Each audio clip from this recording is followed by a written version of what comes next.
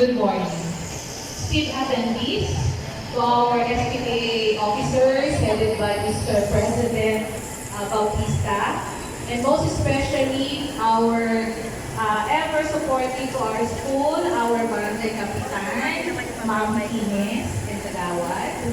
Lesson learning to each and everyone, sa ating mga department heads and all of you. Educators and staff of the Piñas North National High School, parents, guardians, and recipients of awards. Again, good morning.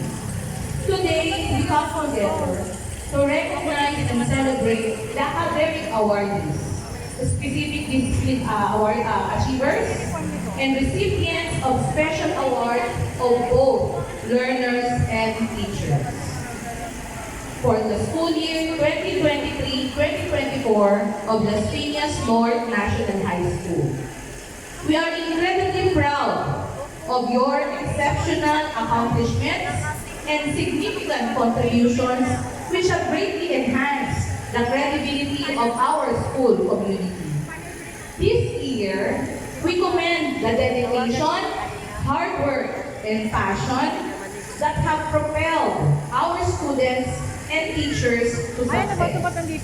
Your commitment to achieving excellence, guiding others, and serving is truly inspiring.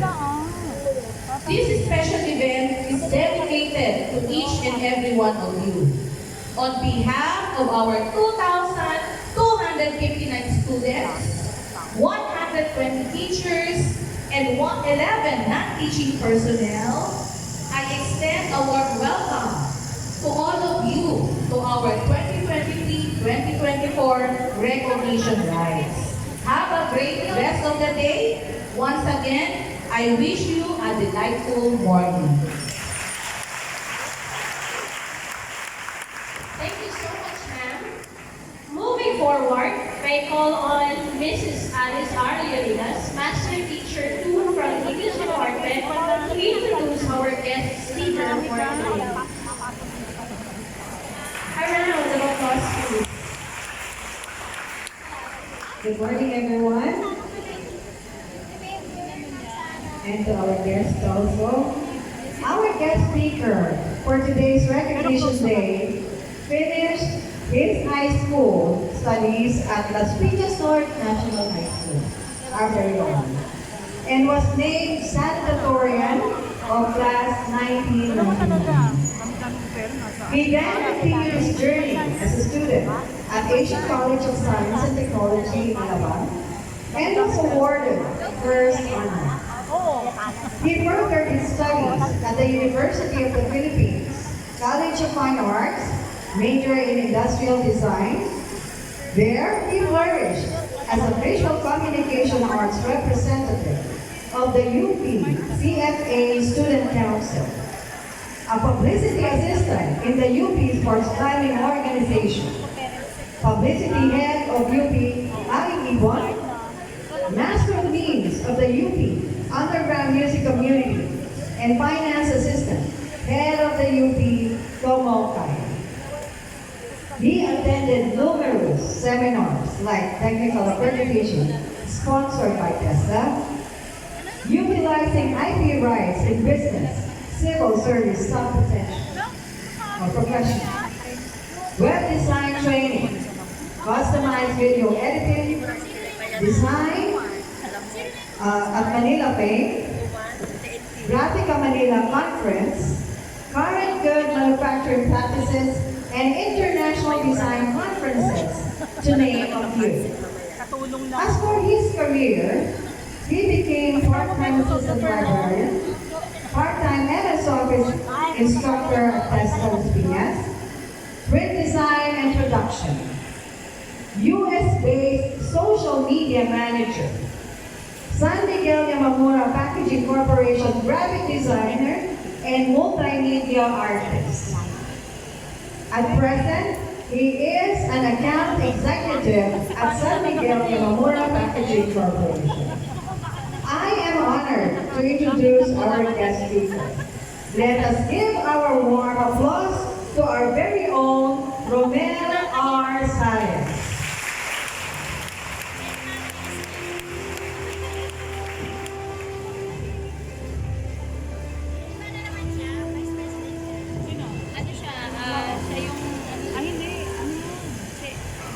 Good morning. Good morning, fellow Northerners. Morning po. Northerners pa rin. Okay. Honestly, I'm thrilled, overwhelmed. And this is my next time delivering a speech. The first time was when I was awarded as a salutatorian back in 1999. So this time, gusto ko naman sana Tagalog naman deliver ko. Okay. Sino ang nakaka-binala sa aking idol?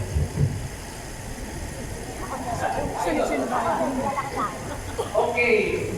Idol.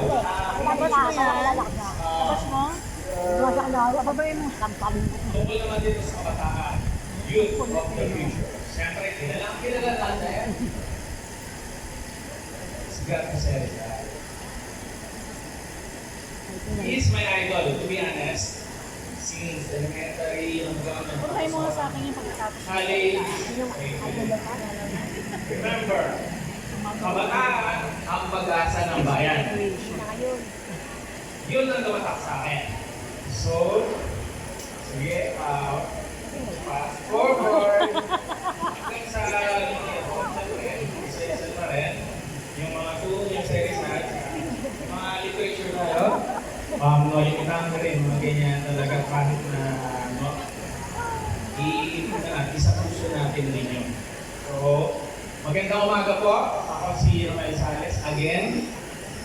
Sa aking mga buting panawin, sa aking mga guro, sa aking mga magulang, sa mga gumagabay sa atin kahit kapatid natin ang nagtatrabaho para tayo sa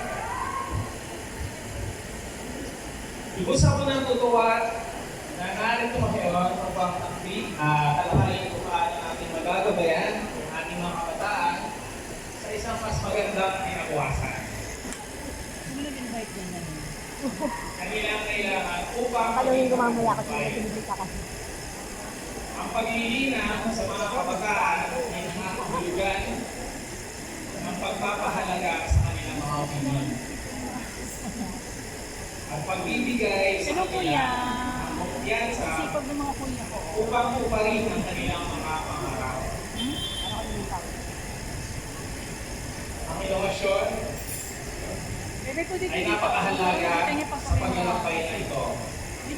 Dahil ito ay nakuha sa mga pintuan at sa walang hanggang posibilidad. Ngunit, ang paglilina ay hindi lamang tungkol sa edukasyon. Samahan mo kuya. Ito'y patungkol din Tapos sa ka pa, pagkakaroon sa May bantay kayo dito. kapagkilan ng kapaligiran. Yan. Bilang mga pinuno at miyembro ng lipunan, kailangan natin mag-invest sa Inarang mo sa gitna. pamamagitan Ano yung butike? ng paglilinan sa kanila. Malanda, karoon sa Tayo lahat. ay nagtitiyak ng isang mas magandang bukas para sa lahat. Siyempre support system kung magaling yun. Dapat pala yung basura doon muna natin nilagay sa Magtulungan tayo Tulak mo naman. Kaya palang bangkot ba? alagaan ang kanilang talento. That's to share with you lang. Wala laman yan. Wala. Wala ka laman yan. Pero, so, left side, right side of my brain. And, ito yun, habang nagtatrabaho. And then now, I am